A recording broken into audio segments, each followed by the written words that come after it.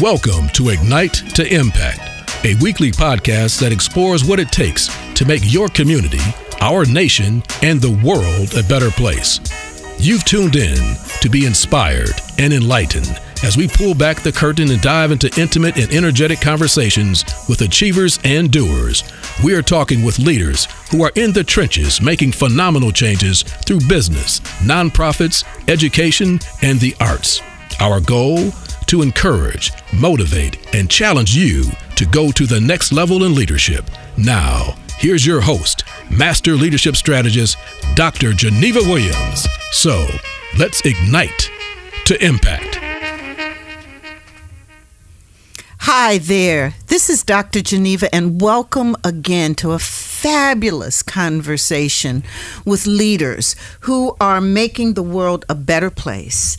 Every week, we bring you these inspiring stories from people from all walks of life: entrepreneurs, teachers, artists, nonprofit executives, everyday folk who are doing their thing, unleashing their leadership, solving problems in their community, and creating change and this impact that really makes a difference in the lives of others. We're talking to people who are doing things to fight hunger, to find ways to end homelessness, helping children learn to read, working to eliminate poverty.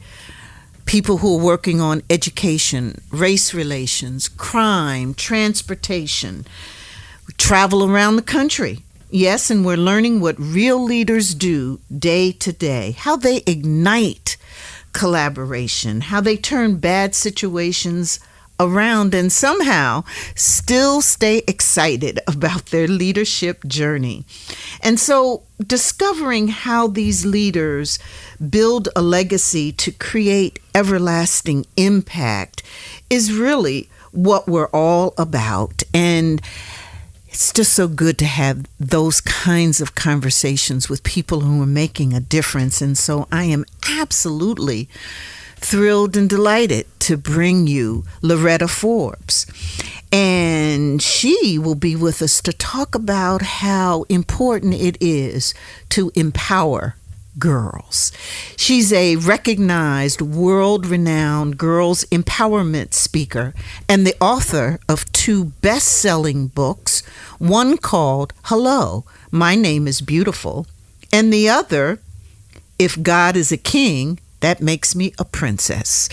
Don't those books sound like you just want to run out, grab them, and read them? Yes, they do. Well, we have the author here with us who is also a licensed therapist and been featured on PBS, Fox 2 News, Rolling Out Magazine, the Michigan Chronicle, and a wide variety of different radio shows. She has her own business, and she's dedicated to helping young girls succeed, become empowered, inspiring them, helping them understand who they are and how powerful they can be. So welcome, Loretta Forbes. Thank you so much for having me, Dr. Geneva. It's a blessing to be here and such an honor. Well, it's the pleasure is all ours. So, I just want to learn from you about empowering girls and how to do that. But first, we want to learn about you. We want to discover how you were empowered. So start out by telling us, what was Loretta like as a child? Absolutely. I grew up in a dual parent home. I was blessed to have both of my parents in the home. And my mom probably would describe me as very energetic and very dramatic. All right. I think that's when she saw that I had the niche for performing arts, though. I was always putting on plays, one-woman shows, one girl shows, and playing dress up. And I always would sing to her and my dad. I always loved playing with other children, going over to sleepovers or hosting sleepovers. Because my mom, she was one of those old school moms, like, I don't know. If I don't know the parent, you can't go. Right. So she would allow me to host sleepovers. So I was always, very social, very, very social. I was a social butterfly. My teachers would write that all the time on my grade reports. And then just moving into high school, I went to Mercy High, all-girls school. And I wanted to say that I went to Mercy specifically because of the work that I do now with the girls. I think that being at Mercy their motto is, we are building up women who make a difference. And so they really instilled a lot of values about just being a woman and learning who you are and tapping into your girl power, you know. So just having that influence was really, really important to my mom. So that's why I went there. And then I went to Michigan State. Go green, go white. Okay. I got my bachelor's in psychology there. And then I ended up going to Chicago, the University of Chicago, and I got my master's in social work. So I always knew that I wanted to work with people. I always knew that I wanted to help meet the needs of people. But when I graduated from grad school, I started working in ministry with my parents because my dad is a pastor. And a school called me to do an etiquette program. And from there, I did the etiquette program and I started writing my first book from that program. Because the girls that I was working with in that group, although they were learning the etiquette skills that I was teaching them, they had a lot of issues with self-image and self-esteem. And so I kind of felt like I had to also have like a group counseling session each time that we met with these girls. And so it kind of propelled me to start writing Hello, My Name is Beautiful, because I said, well, I can teach you how to sit, I can teach you how to speak, but if you don't believe in yourself, if you don't feel that you're beautiful, if you don't feel that you're worthy to go to a nice restaurant, then I'm kind of doing a disservice. And so that's kind of like what led me to be passionate about working with girls. It was when I started seeing the transformation of those young ladies. So that's kind of my journey of where I am now with Life Beyond the Norm, our organization. Okay. So growing up, did you see yourself doing the kind of work you do today? No, actually, growing up, I knew that I wanted to be a superstar. Oh, okay. Like I knew that I wanted to be on Disney or be on Nickelodeon. I just knew that I was going to go the acting route, the performing arts route. I wanted to be in musicals. My mom and dad would take me to see The Lion King every year here. So I just thought that I would go the performing arts route. But my mom was very strategic with me when it came to schooling. She said, well, you know, I know that this is a passion of yours. I also know that it's a gift of yours. It's, you know, acting and singing. Those are all God-given gifts and talents, but I do want you to maybe make that plan A, plan B. And really choose a career that can be sustainable, a stable career, because that's where she came from. You know, her mom taught her, you know, you have to pick a job, you have to have a stable income. And we know sometimes with the performing arts, it can get kind of flaky. So so I took that route and I went into psychology because I said, well, I love working with people, I love learning about people, and for acting I have to like learn about the characters. So I said, well, let me pick up psychology. And that's kind of how I went into doing psychology as my major, and then doing performing arts as not even a minor but kind of a minor, because I took a lot of performing arts classes in college. So what happened with your performing arts interest? Are you still doing it, or is that part of what you do today? I do it with the community, so especially within our church. So I am one of the drama leaders at Christian Tabernacle, and I also do some acting. If the director asks me to be a part of the productions, I will do it, and I also sing a little bit. If I'm asked. All right. Well, then, I'm asking. You walked right into that one. I did. So do us a little note or two. I'm trying to think. What would you like to hear? Whatever comes to your spirit. Okay. Just bring out your spirit and kind of, because I also know that the acting, you were in some movies too, or a movie. I was in a movie, Dreams. It's a Lionsgate film. That was a wonderful experience, just to be able to use my gifts that way. It was awesome. And actually, I was a dancer in that movie. I don't dance. I was getting ready to say, you're multi-talented. That was acting. They hired an actual dance instructor to like teach me ballet in like 2 weeks. So that was very interesting. That sounds like a phenomenal experience. So give us a little note or two. Amazing grace, how sweet the sound that saved a wretch like me. I once was lost, but now I'm found. Was blind, but now I see. Phenomenal. Oh, thank you. Thank you. No, rusty, thank you. Amen. A little rusty. God got the glory. Look, I could see when you're not rusty. Oh, that was just so inspiring. Now, do you use your music and your voice in the work that you do now with young girls? I do. So I actually do theater camps with Life Beyond the Norm. Okay. So I do that actually. It's a co-ed program for boys and girls. Okay. So I always try to utilize my gifts in some capacity with young people and just helping them also to hone in on their gifts. So I do that program. I actually haven't done it in a couple of years, but I plan to do it again next summer. It's a summer camp that we do. And I also, when I go to speak, I always try to use my acting skills to, create these characters that girls can relate to in my talks. And they love that, Okay, so give us one. Okay, yeah. So when I go to suburban high schools or like private schools, I always talk about the Valley girl. I always talk about the girl who says like after every sentence, and like, oh my gosh, I want to go to Starbucks, but like I can't because oh my gosh, I have to go to class, but I don't want to go to class because I really want to go to Starbucks because I really want a toffee nut latte. And like my mom says that it's so many calories, but like really I can work it off because I go running every day.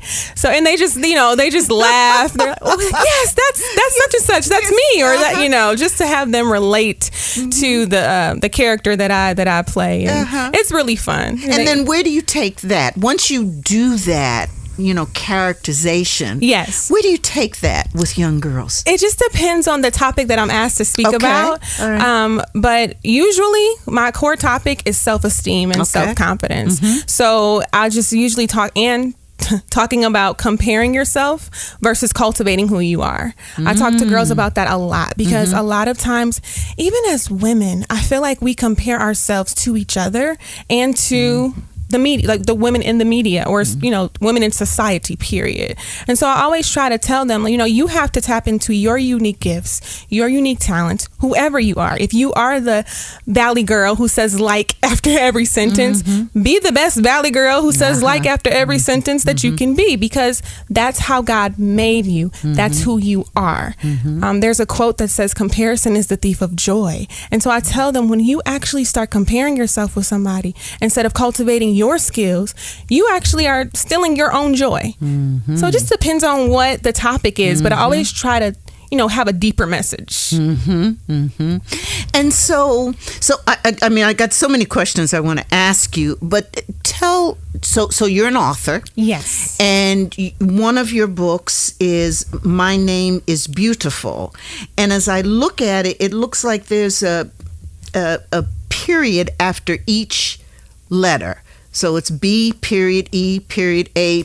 So there's got to be something significant in that. Or am I just looking at a typo, perhaps? Okay. All right. So each letter is an acronym. Oh, okay. So each letter actually is a chapter of the book. Oh. So in the chapter, I kind of talk about the exterior of beauty, so the outer appearance, and then we kind of get deeper and we talk about inner beauty. So for instance, B would be our body, taking care of our body and learning to love our body, our body shape, our body size, our body period, being healthy and whole. And then we talk about etiquette and how important that is. I am an advocate of etiquette. My mom put me in etiquette because my mom put me in etiquette classes. I feel that etiquette can actually advance your life more so than social skills. Honestly, I feel like it can put you in doors or open doors that with social skills, sometimes you can be a great talker, but if you sit down at a table, if you don't have the etiquette skills, it's kind of like, okay, you talk good, but can you behave yourself? So my mom always, made sure that I was in those types of programs, and I'm just an advocate for it because I do think that it can just, really polish you off as an individual. So we talk about etiquette, and then we talk about attitude, positive attitudes, and how your attitude is literally a small thing, but it makes a huge difference. And then we talk about being unique and understanding what that means, what that looks like for you. Then we talk about thoughts. We talk about thoughts. I'm trying. And just how our thoughts are really powerful. I talk about the little engine that could. That story where the engine was just, all the engine did was thought that she could, right? Like she said, I think I can. I think I can. She didn't say I know I can. She didn't say I believe I can. I have faith that I can. She said, I think I can. And so just having those thoughts and knowing that you can do anything if you put your mind to it. And then we talk about inner beauty. Okay. And what that is and the qualities of inner beauty and what that looks like for that girl. And then, let's see, after that is, sorry. Yes. Then we talk about feelings and how for girls, it can be an emotional roller coaster, especially during puberty time. So just how you have to master your feelings and not let your feelings master you. Because a lot of times as women and as girls, we allow our feelings to take over us and we don't take them and we don't take over them. And then we talk about underneath it all. So we kind of wrap it up a little bit. We start talking about our inner spirit and our soul and faith and how important it is to believe in something higher than yourself. And then the last one is just talking about love. I thought that L was love. Okay. Talking about self-love and how important it is to love yourself. If you don't love yourself, I believe you really can't fully love someone else because you are the best example of how someone else can love you and respect you. So if you don't respect yourself, and if you don't love yourself, how can you really show that love to someone else, or how can you be loved by someone else?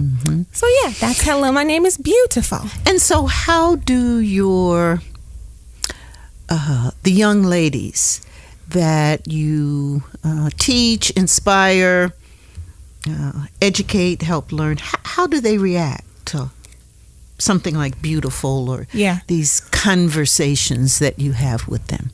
Usually when I go to talk to girls at schools and we do workshops on beauty, they're very surface at first, right? So they talk about, their hair or their skin care or, things like that. And they're shocked when I start talking about, okay, beauty is more than that. Let's look at these factors. Let's look at these 8 criterias or 8 categories of beauty and how you can demonstrate your beauty through these categories. So it's always a great experience for me to see how insightful they are and to see what they learn from the workshops. So do you, why do you think your work's important? I'm assuming you think what you do matters. Yeah, I think. And why is that? I think it's important because, well, our former First Lady of the United States said if you empower a girl, you empower the world. If you educate a girl, you educate the world. And I think that is so true. Girls and women are so important. I always say that we are the heartbeat of society. We are the ones who bear the children. We are the ones who raise the children for the most part. And so if we don't go reach back and lift as we climb as women, I think that we do ourselves a disservice to the next generation of girls. So that's why I think it's so important. And I couldn't agree with you more. I really do. And I wonder what you would think about or what advice you would give to women like yourself who, got a lot going on.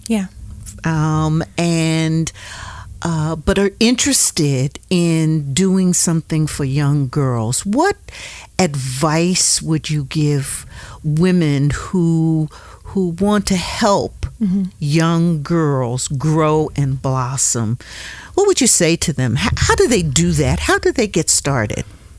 I am a big fan of Nike, so I'm just going to say their logo or their motto, which is just do it. Just do it. Just do it. Like, no matter where you are in life, if you're super busy or if you're, a stay-at-home mom, there are so many opportunities out here to support girls. Okay. You can partner with after-school programs. You can donate your time.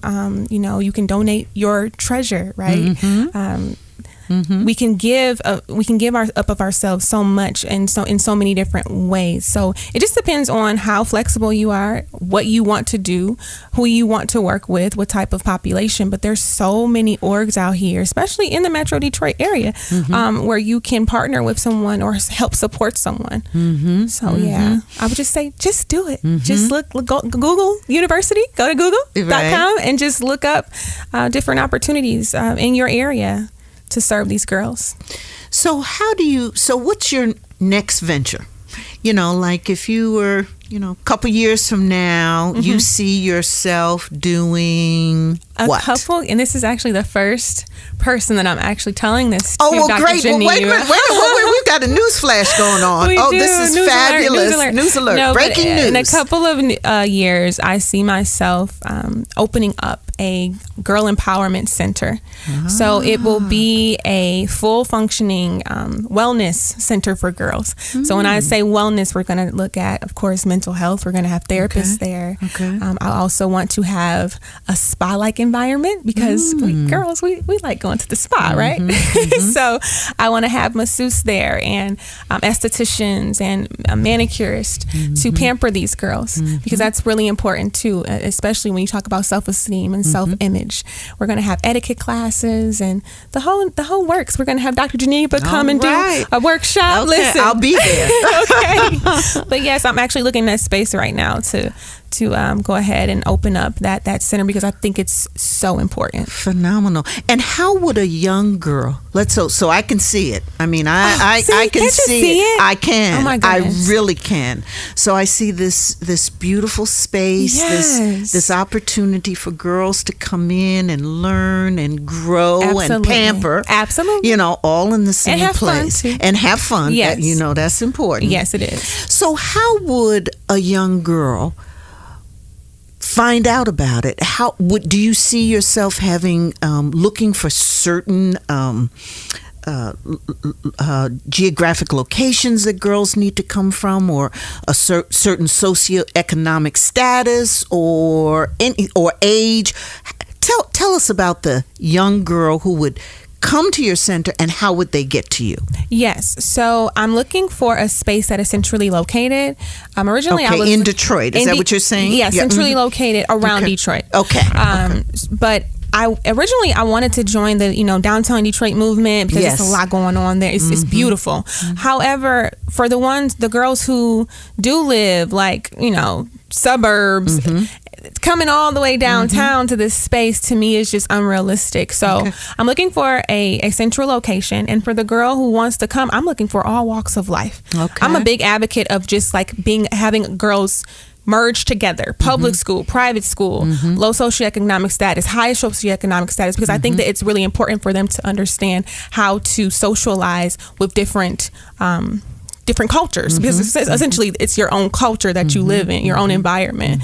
So yeah, all walks of life can come, and it'll be like a membership basis or membership type of setup. So yeah, you can be a member. I'm looking for sponsors to sponsor girls who maybe can't afford to become a member. So yeah, give it back as well. That's definitely something that's on my heart, is giving back to the girls who can't afford to come to this but need to come.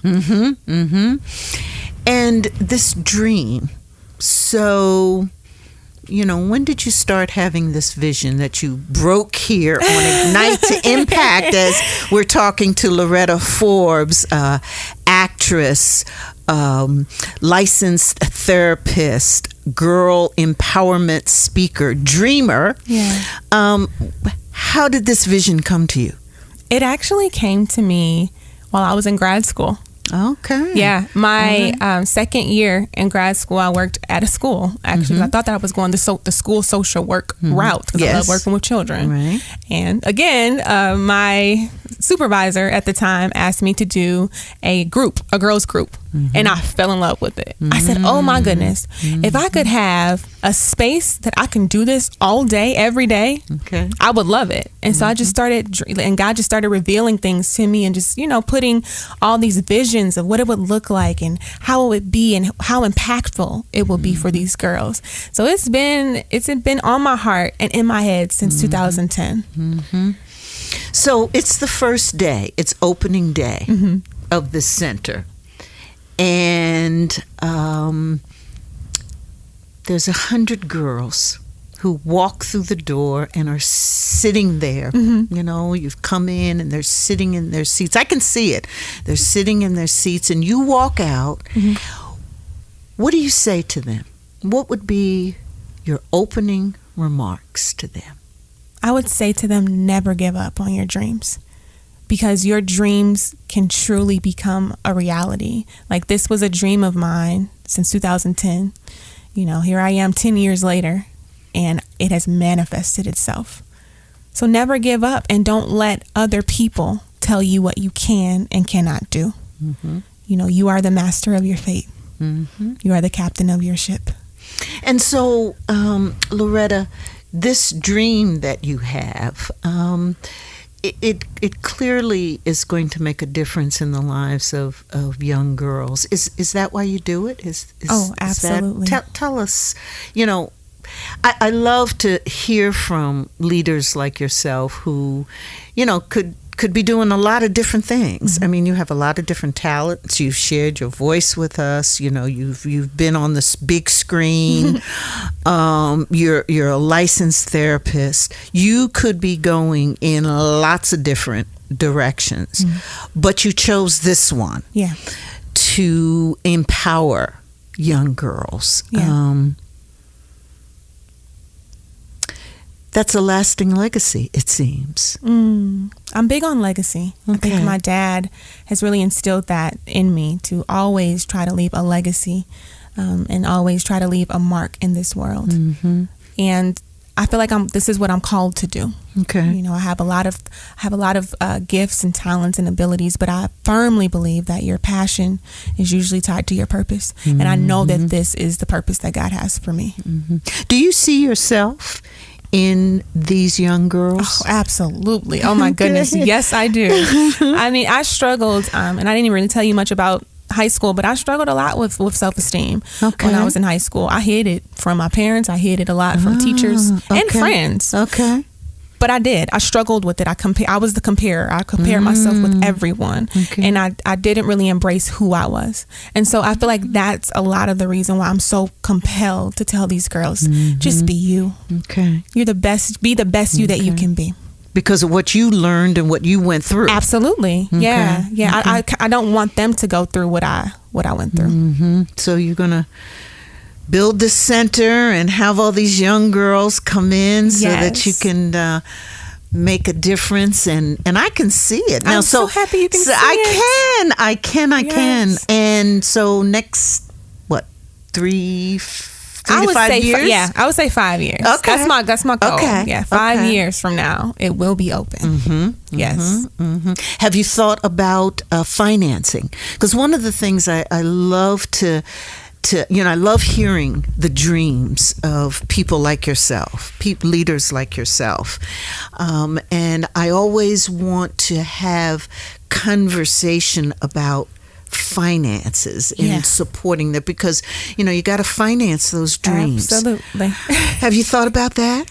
You know what? I've given it some thought, but I know I need to think about it more. Okay, good. You and my mom will get along very well. She's like, you're dreaming. I love it, but what are we gonna do? Okay, that's beautiful. But it's important. Though, it is, because sure. and because you have this horizon, this 3 to 5 years, you can see it, and the vision. You can also use that time to think about how you finance it, how you sponsor it. So not only can you open those doors, but you can keep them open. Because one of the things that in working with people like yourself who have these phenomenal dreams, and we not only need your dream, we need to find ways to replicate it. Yeah. Okay, because you are the future. You're going to make a difference. And that's why I think it's so important for us to figure out ways to support your dreams and to help you with that. So think about that. I sure will. As you're, doing your dreams and planning everything that those young girls are going to, take part in, to how to also keep it sustainable and those doors open. But you're going to be fantastically successful. I can see it. Thank you so much, Dr. Geneva.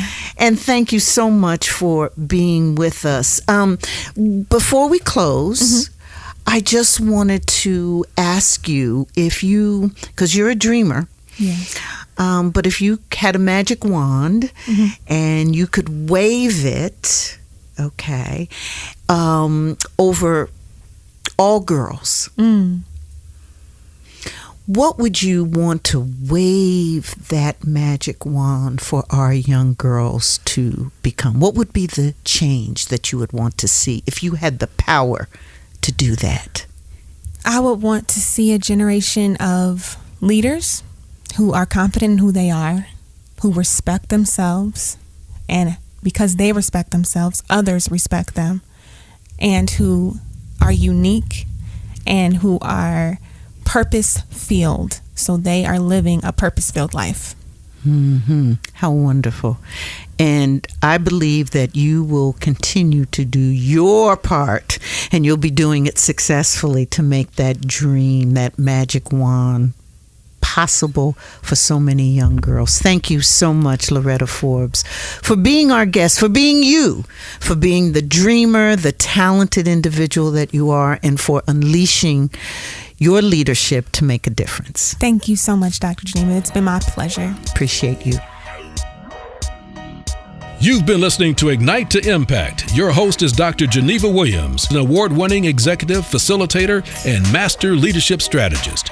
Dr. Geneva is dedicated to inspiring others to get their leadership on and equipping the next generation with leadership tools and tips to help make the world a better place. Sign up to download Dr. Geneva's mini ebook on leadership. Get the show notes, links, and other resources at drgenevaspeaks.com. That's drgenevaspeaks.com. Thanks for listening. Please share the podcast to those in your community via Facebook, Twitter, LinkedIn, or Google+, and leave us a 5-star review in iTunes. When you do that, it helps others find the podcast easier. Send your questions or comments to info@drgenevaspeaks.com.